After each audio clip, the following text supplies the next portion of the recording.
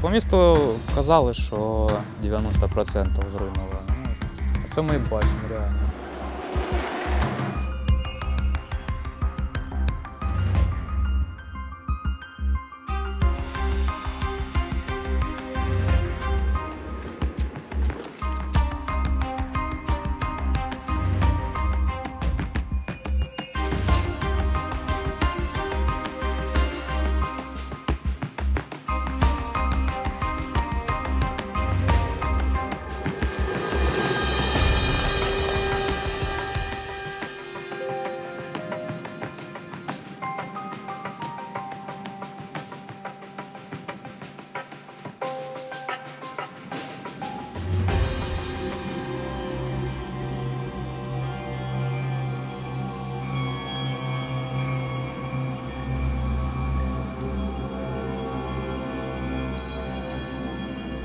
Ми зараз перебуваємо на горі Кременець, котра вважається за однією з версій найвищою точкою Харківської області. А за нашою спиною розкинулося багатостраждальне місто Ізюм. Багатостраждальне в своїй історії, адже воно в основі своїй було закладене як фортифікаційне місто і місто-основа Ізюмського рубежу оборони Російської імперії. І потім впродовж всієї історії Ізюм завжди потрапляв у перипетії найбільших військових лихоліть. Місце дуже історичне, місце просякнуте кров'ю, і зараз, у 2022 році, воно знову стало на рубежі війни Росії проти України. Саме з тої сторони, з північного сходу, росіяни вели наступ на Ізюм, і тут вони намагалися наше групування військ затиснути в такі лищата. І тут відбувалися найжахливіші, найзапекліші бої. Свідками цих подій є оці тисячолітні кам'яні половецькі баби. В 1990-х роках вони були звезені з території всієї Ізюмщини, Південної Харківщини на цю гору Кременець, де символічно встановлені. Понад 1000 років тому назад, саме в 9-12 столітті, кочові племена, котрі проживали на цій території, встановлювали статуї оцих кам'яних баб на могилах своїх вельмож та на масових похованнях своїх воїнів. Ці баби простояли 1000 років на цій території, Південній Слобожанщині. Вони пережили Другу світову війну, але вони не змогла пережити російської окупації. Практично всі вони понівечені осколками. Можна бачити сліди від осколків, котрі прилітали по бабах. І ось одна з них повністю зруйнована. В неї влучив прямою наводкою якийсь снаряд.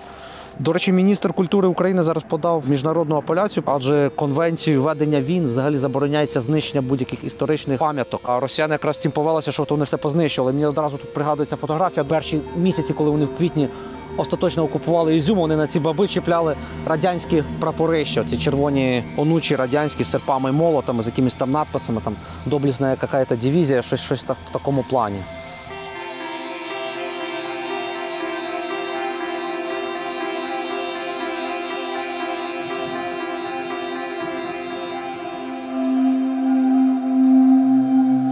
Чому росіяни обстрілювали цю гору, залишається загадкою. Є одна з версій місцевих, котру нам переповіли, що на цій горі ловив мобільний зв'язок. Це одне з небагатьох місць було протягом піврічної окупації міста. І місцеві сюди підіймалися на гору.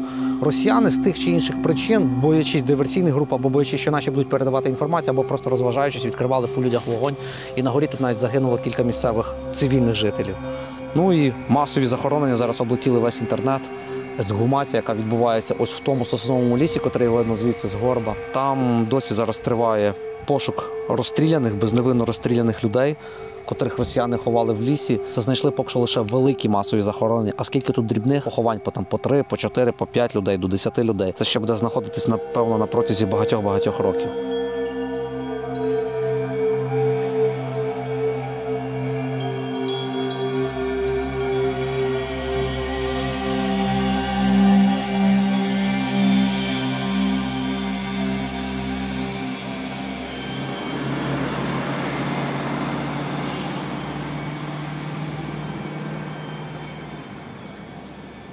Це стратегічна висота. Якщо опановуєш цю висоту, ти пануєш цим краєм. І за неї завжди були великі битви. І в часи Другої світової війни, коли радянсько-німецькі війська змагалися між собою, воювали, я наведу лише одну цифру, ви вдумайтесь, лише 450 тисяч радянських солдат потрапило в полон. Це більше, ніж зараз вся сучасна російська армія, яка прийшла на територію України. Я мовчу, скільки тут загинуло червоних, скільки тут загинуло німців, чи німці потрапляли в полон. Отак в 80-х роках тут збудували такий грандіозний цей монумент, аби увіковічнити славу цих воїнів.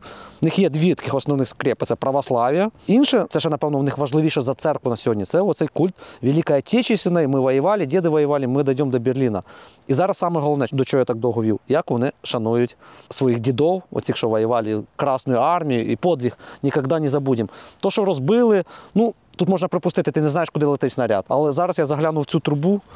Ну, щоб хтось не подумав, що це я підкинув. Можна отак прямо буде навести камеру, але дивіться, я зараз як просто в якийсь лотозабаві витягую звідти. Пиво Жигулевское, светлое, Крыница, Россия. Раз. Пачка сигарет. Корона, российская. Інсульт какой-то там, російською. І тут я не буду далі в цьому смітнику порпатися. Там повна ця, я впевнений, що в тій трубі така сама штука. Ми тут сюди ходили, як говорив. Коробки.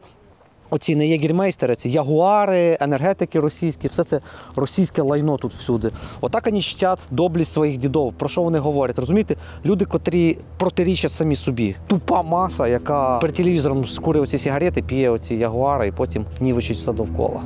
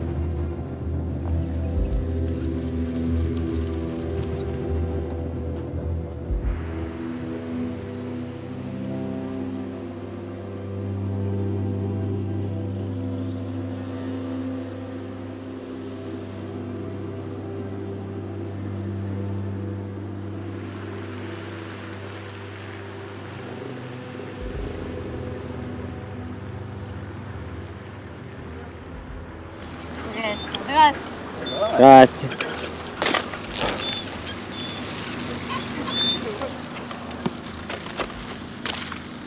А ви живете десь отут поруч в цьому районі? Да, через дорогу. Ваш будинок цілий чи вас розбомбило будинок? Ну, там стенка разбомблена. Ну можна жити ще відносно, так? Ну как? Такие прилеты, все. И вот так вот сложится. Як вам з сином було? От, як він переніс цю всю війну? Очень тяжело. То есть психика нарушена. Дитини, так? Да. Мам, разъезди! Ти не боїшся війни, танків, солдатів? Да, боюсь. Боїшся? Да. Що до сих пор боїшся? Вже півроку війна, так? Да? Восьмой Надо мне в школу. месяц уже. Надо мне в школу уже. Хочу. В школу? Да. А він же в школу мав йти, так? Да? Первый класс. А тут, коли була Росія, вони організовували якісь школи? Думали на 1 вересня щось? Да. Подбирали списки на первого класса, как потом объявили, что не будет. Ни одной школы тут уцелевшей нету. А це ви варите так чай? Це я прийшла в гості. А, в гості на чай так зараз в Ізюмі ходять, так? Да. А так дітей багато лишилося по місту? Да, очень Да. много. Новорожденные. Що народжували вже під час війни прямо за цих півроку. А російські солдати до вас як ставилися? Чи вони до вас взагалі нічого? Не мали ніяких питань? Есть какие нормально ставились, есть какие ужасно. Ну, например, били, залезли в дом, забрали все продукты. До вас прямо залазили? Ну, да, моя мама.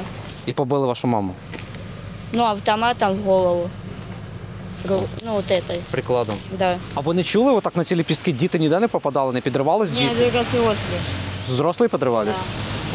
Не, когда русские были, девочка 10-летняя подорвалась, ноги оторвала. Это моего знакомого. А я лепестком Ее сразу эвакуировали отсюда. Да? Я лепестком игрался. Ти міною? Ти брав міну в руки і грався? Що, для чого?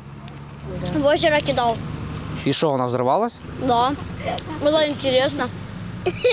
Ого, а твоя мама знає про це чи батько? Ти знаєш, що так не можна робити? Тобі теж могло Какой? відірвати все. Вона в Черкасах. А русські солдати тобі давали якусь їжу, конфети? Нічого? Чи ти з ними не А я эти конфеты спаливал. спалював? А чого? Они невкусные. Невкусний, тому що самі по собі, чи просто тому, що від русських солдат? Да? И они воняли. А ти ходиш у школу, да, то? Я прогуливал. А, ти нормальний шкет. Я мечтал, чтобы ее разбомбили. дома І що, розбомбили твою школу? О, бачу, які в тебе страшні бажання збуваються. А сестры? Путина третья степень рака, он на Новом году умрет. Его говорили вот это, лекари, самое главное, его, что он на войне умрет. И я не хочу, чтобы сюда Россия зашла опять.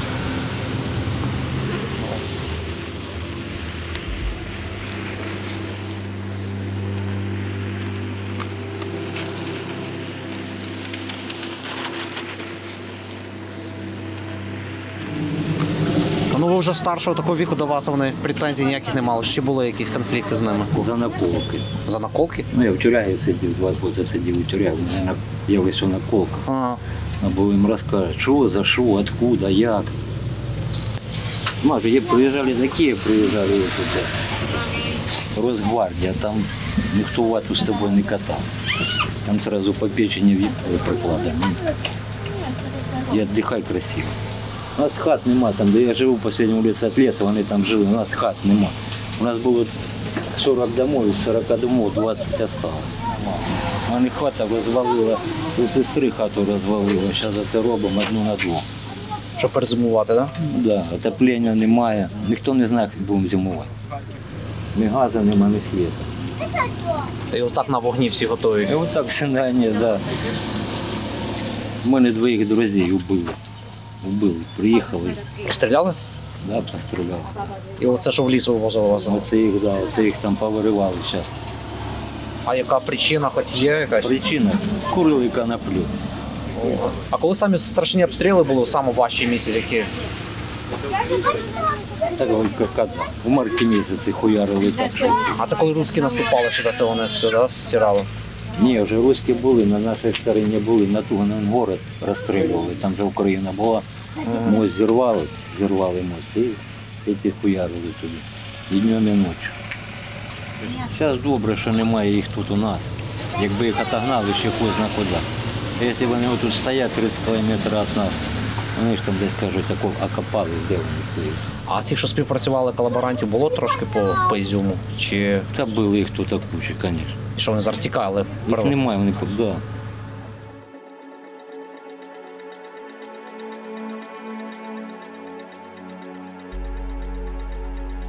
Оця страшна штука, яка лежить в Ізюмі біля дороги, це називається установка «Сонцепьок», яка на базі танка російського. І по своїй суті це огнемет. Це гігантський, просто такий диявольський важкий вогнемет, котрий випалює просто площу там гектарами. Як видно, росіяни застосовували його в боях за Ізюм. При взятті Ізюма, і в один момент от він тут розлетівся біля дороги, так лежить ось цей його заряд.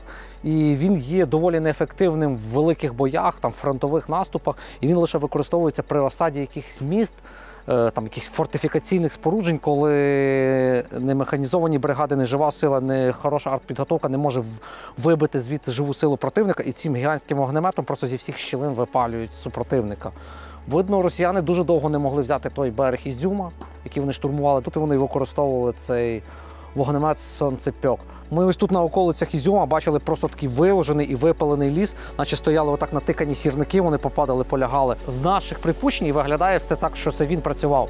І швидше всього в тому лісі були якісь позиції наших військових, котрих росіяни боялися і не могли взяти, і вони використовували проти нього ось цю зброю, котра зараз тут металобрухтом валяється обабіч дороги у місті Ізюм.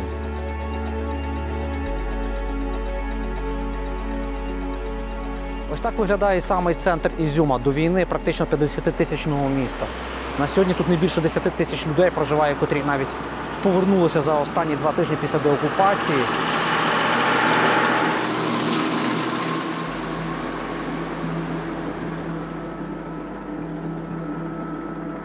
Ось це центральна автостанція, яка, можна сказати, на фоні всього Ізюма, що обійшлася легко от вибитими вікнами, збитою пластиковою вагонкою. Пусто, звичайно, ні одного автобуса, транспорт будь-який відсутній. Тут лише працюють, ми бачимо, нагнали вже з Київщини, десь з київськими номерами техніки різної, спеціалізованої прибиральної техніки.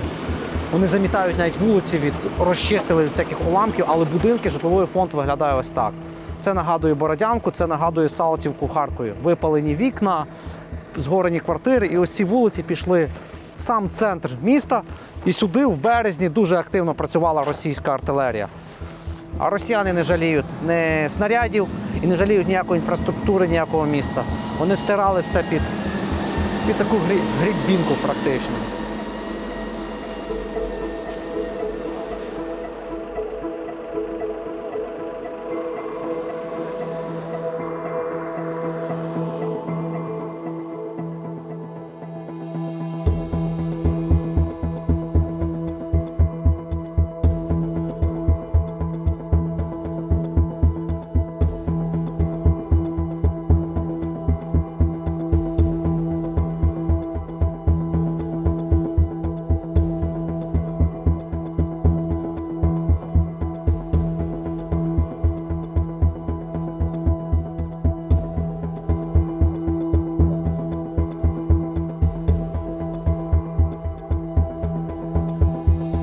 Тут збирається молодь, тут навіть пройти ніде, по суті. Тут було найвеселіше, найгучніше. Для нас бачити руїни – це не страшно. Прийшла та стадія внутрішнього состояння, скажімо так, коли ти просто це приймаєш. Тобто це вже не викликає жаху якогось, ти такий, да, це є, і все. Це реальність. Вона така є, а толку, що ми зараз будемо шкодувати, плакати, воно нічого не зміниться. Я з Барвінкова. Я до нього переїхала, ми 2 роки жили. Коли все сталося, я поїхала до батьків, Женя залишився тут. У мене подружка з Харкова, вона приїхала, нам о 6 ранку дзвонить її мама, каже, війна почалася. А ми годину назад заснули, у нас там мама в паніці, всі в шоці. Там бардак, просто такий безлад починається. Це був жах. І як воно тобі коли авіація почала літати? Та так, всратися можна було. Знаєш той момент, коли ти почув перше чи прильот, чи авіацію, де ти був, що цей момент? Ми з другом були, він відомий спортсмен. І ми 23-го погуляли отут, покаталися. Дзвонить мені тьотя, каже, збирай тривожний чемоданчик, війна почалась. А я щось думаю, що, яка війна? Да. Яка війна, що? Думаю, зараз я перезвоню. Я ж в Телеграм, по пабликам, реально, Киев, Харьков, Одесса, бомблять их. Мы вообще думали, что вообще ничего здесь не будет, потому что видео смотрели, что там в Киеве, что там в Харькове творится. Думаю, а тут тишина. Я думал, так и будет дальше. Но потом, как оказалось, здесь самое большое было скопление на востоке. Це ви почули, вийшли на вулицю. А коли почало, власне, прилітати сюди по Ізюму? Та щоб не збрехати, десь перше, друге. Почав самоліт літати. Це перше, що було, це самоліт почав літати. І перше, куди він почав бросати бомби, це на ЖД було в основному. Слышно было оттуда, бахало, но не так, чтобы серьезно. А это я помню, 2 или 3, так прямо серьезно залетел. 2 вечора, бо ти відео записував. Да, 2 вечера. Вечер-ночь. Вот так весело было. Залетел он в центр. Сначала побахал там по окраине, потом вот сюда прям хорошо, так отчетливо его было слышно, такой заход серьезный. И это ж получается, он сюда на штуку скинул бомбу. Мой дом 1,5 километра, если так по прямой. Все равно у меня окна пооткрывали, штукатурка посыпалась. А якого числа влетіло в нього? Чи ти вже виїхав? Він був цілий, коли ти виїжджав, так? Не знаю. Около 10 числа, где-то так, марта. Где-то приблизительно так не улетело. Коли сильно по центру почало. Не вижило нічого абсолютно, так? Є, можна такі всякі баночки, такі Так, розсмотрети. не багато, але можна знайти, але воно... Для бровей всяка фігня, А твій салон де був? Я зараз підніму, що покажу.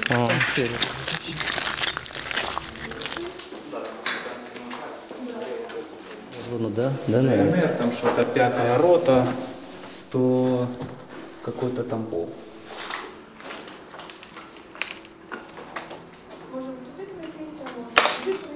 Давай тут пройдемо.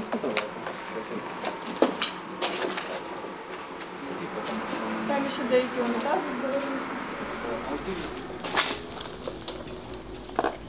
Ого, тут, фільми про постапокаліпсис можна знімати.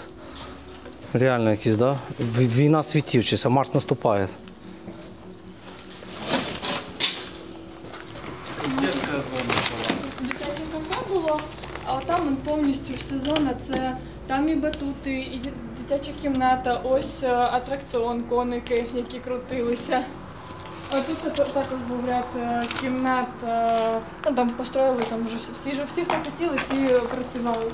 Взагалі б'юті-сфера була. 3, 4, 5, 6. И там, наверное, штук 5 еще сделала.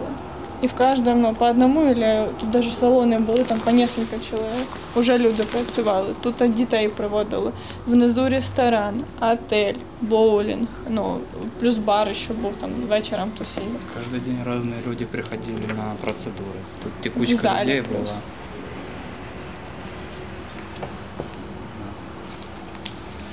Там компьютеры классные стояли. Тут комп'ютери, а тут PlayStation був отут, отак от в углу. Ну, а ось по факту мій кабінет. Он він. Кресло даже осталось. Да. Просто все вигоріло і розлетіло. О, да, воно збилося, ми речі шукали там внизу. Щось то знайшли таке. А тут батути були, дітям взагалі гратися було чудово.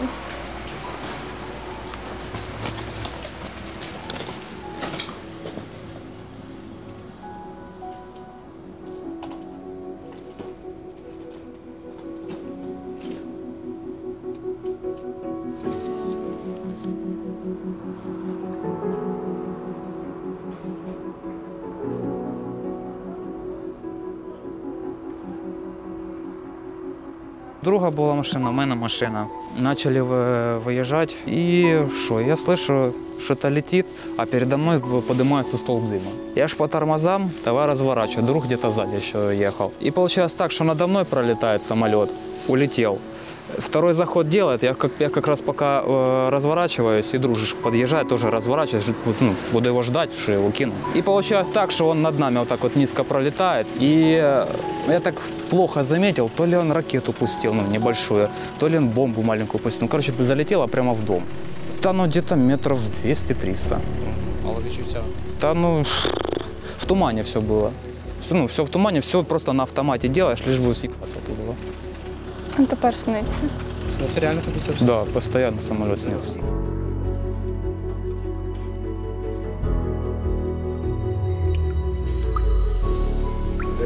Под завалами был знакомый, вот как раз вот там вот дом, который завалился на Первомайской. Там знакомый был, вот там как раз вот на штуке тусили. Вот. А опознали его просто по татуировкам, больше никак. В завалах. Да.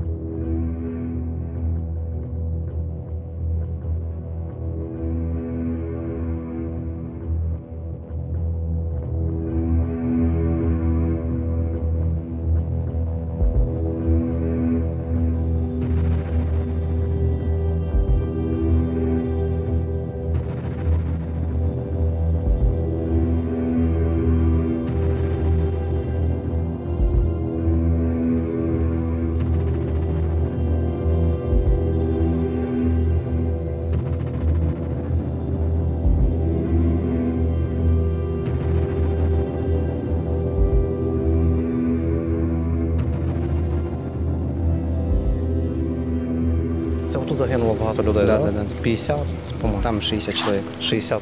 Да. Як твоє враження, ти не був тут практично всю півроку не був, да? У рідному місці? Да. А куди виїжджав? В Тернопіль. А ви ж вже студенти чи десь у школі?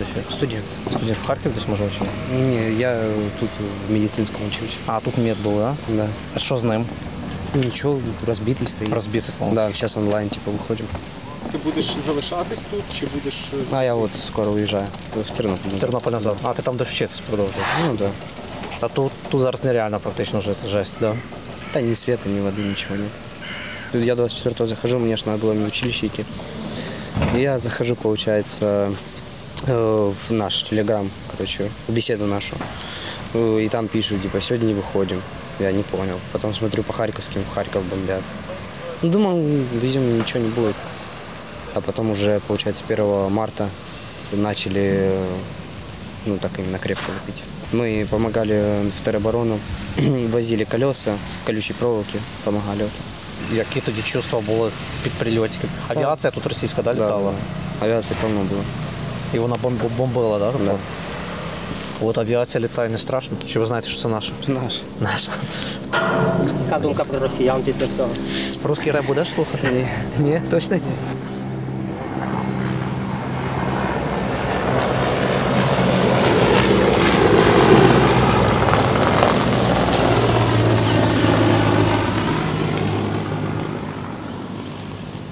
Єдина і остання переправа в місті Ізюм через Сіверський Донець, котра залишилася цілою, відносно цілою, адже видно, вон попадали колони, міст перехилився моментами в деяких місцях. Росіяни намагалися знищити його з танка. Кілька разів влучали з цієї сторони в колони з танка, з цієї сторони по колонах лупили з танка. Попередньо, що коли наші відступали з міста Ізюм, нашими були підірвані автомобільний міст, залізнодорожний міст, потім вони росіянами були відновлені, і коли росіяни знову відходили з міста, вони повторно їх зірвали. А цей міст не вдалося нікому кинути. І це зараз єдина переправа, якою от місцеві жителі, які часто послуховуються велосипедами і такими мопедами, переправляються на той бік до центру міста. Цей снаряд влетів танковий. 1 чи 2 прямі попадання в колону. І дивіться, отака гігантська, котру потрібно, щоб 3 людей охопили, металева колона, розірвалася. І вона просто звідти з'їхала метра на 3 і пересунулась сюди і дивом стоїть. Але ось така оця укріплена коса балка, котра тримала між колонами оці опори моста, з цієї сторони вона взагалі впала сюди в очерет. І там в очереті лежить. Тобто дивом, що цей міст тримається на цій трубі.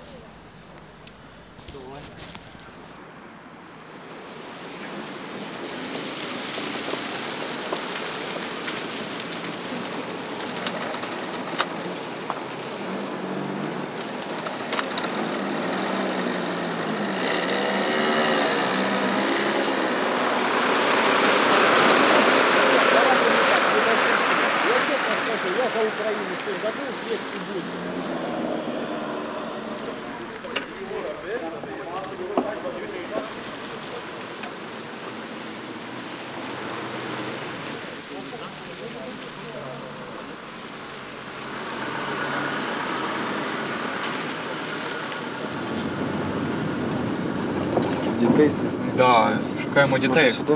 Давай сюди. Я сподіваюся, що може на центральній площі є діти. Да, з колясочками мають гуляти. У нас просто багато солодкого лишилося, і ми хочемо його роздати саме дітям. Ми спеціально видавали його там бабусям, дідусям, щоб саме дітям в руки, щоб ми розуміємо, що ми ось даємо. Це ми вже були. Ми просто хочемо діткам роздати солодке.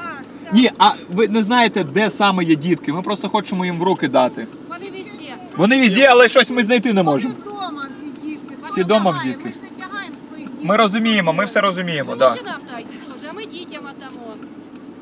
Можна так? Можна так? Наші дітки вдома. Що, роздамо тут вже? Ну просто ми вже так і шукаємо по всьому Ізюму цих дітей. Як ви бачите, Дітей не знайшли, будемо роздавати стареньким. пішли. Ми волонтерська організація «Волонтерський дім». Ми приїхали з Києва, допомагаємо тут людям, які потребують допомоги. Привозимо і памперси, і продукти харчування, і ліки, і дитяче якесь устаткування, якщо звичайно, воно є. Зараз ось роздали 350 наборів. Тобто, людей багатько, ми під'їхали під один будинок, під'їхали під другий, під третій, і вже там 200 наборів майже немає, бо всі сходяться. У нас переважно всі молоді, у нас хлопцям там по 23-24 роки, у нас дівчата навіть є, теж їм там по 20-22. Спочатку ми займалися Києвом, потім звільнили Київську область, ми почали їздити туди в села, потім почали їздити трохи в Чернігівську область. Знову ж в Києві роздавали ВПО, роздавали гарячу їжу зруйнованим будинкам. Тобто в Києві всі будинки, які зруйновані, майже всі, ми їх покривали їжею. саме гарячою їжею.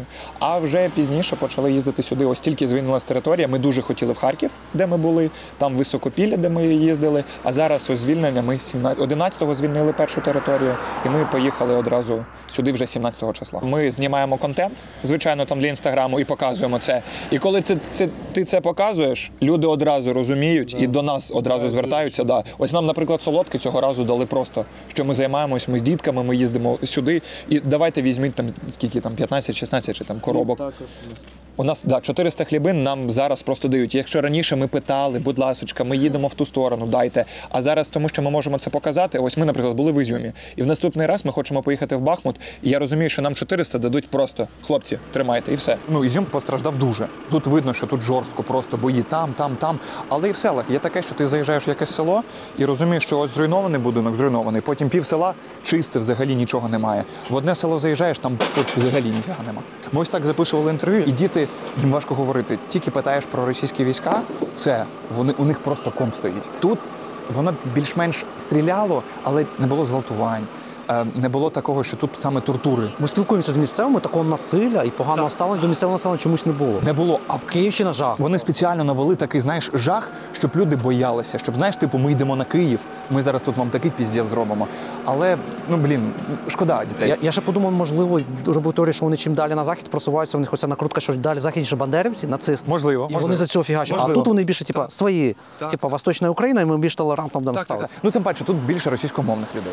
Тут є україномовні саме в селах, але все одно ми спілкуємося тут раз російською, тут російською, тут російською. А по Київщині ми їздимо, там 90% це українська мова. Да, тому, звичайно, я думаю, що це теж повпливало на те, що, відносини. Тут, человек на русском языке общается, и они как-то, может, легче. А там україномовний, ах, ти ж Бандера. Щоб ви бачили, що ми реально...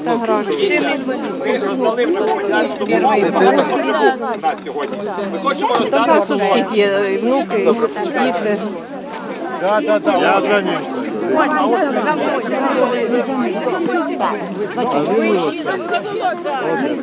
Я за ним.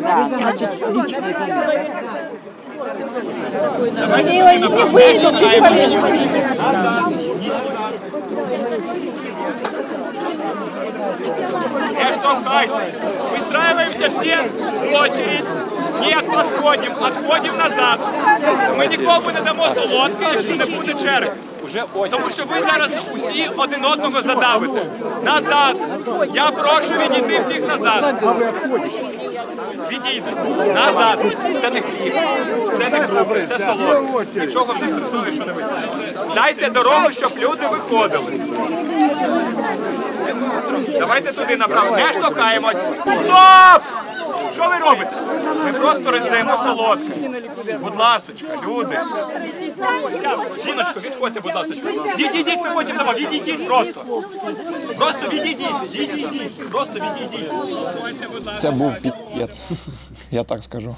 Просто у нас лишилось солодке, і ми вирішили роздати дітям. До речі, діти йдуть. А в нас нема нічого. А знайшли тільки людей на площі і вирішили роздати. І це хана. Люди просто давили один одного за шматок печива, за якийсь там давимо. Саме так було перший раз, так. Да. Раніше настільки давки не було. Але я їх розумію. Ти коли дивишся на будинок, у людини немає вікон, немає там дверей, під'їзд розруйнований повністю. І складно, дуже складно ситуація. А ця ситуація так взагалі. По-інакшому ніяк. Ми просто розуміємо, що тут ця допомога треба. І все. Війна в країні. Да. Тобто я не можу сидіти там, працювати, я дизайнер, працювати за комп'ютером, і коли у нас війна. Треба щось робити для перемоги, якось допомагати. Є ще момент того, що не хочеться, щоб люди тут думали, що ми про них забули. І ще знаєш, що є такий момент, що ми хочемо показати, що в Україні все ж таки краще.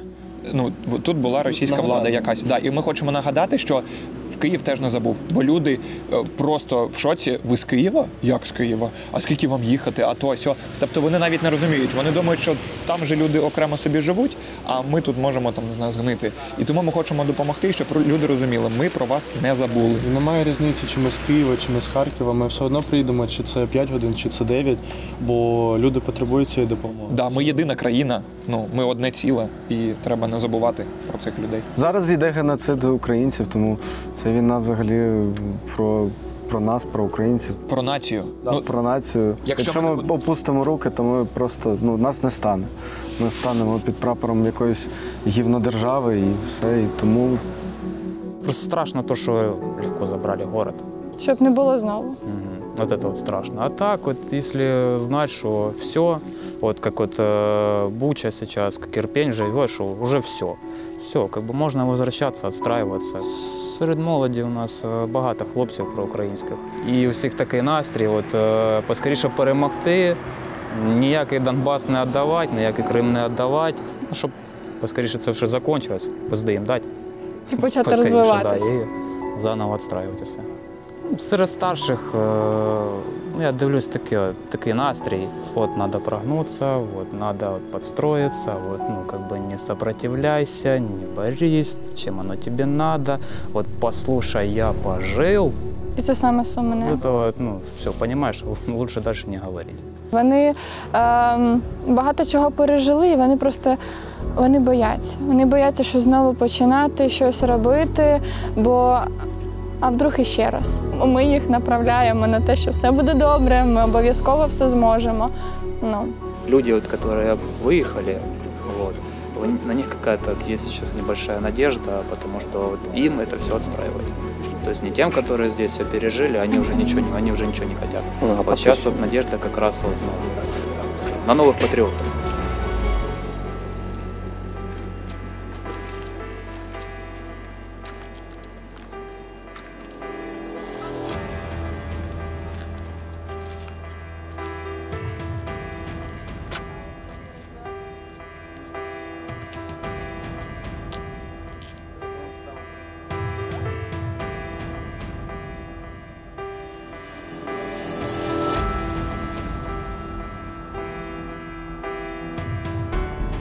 Крізь цю гору Кременець проходить такий тунель, який сполучає Ізюм і йде туди на Слов'янськ, на Донеччину вже виходить. І він є дуже символічний, він просто такий вирубаний, вирізаний в цій горі.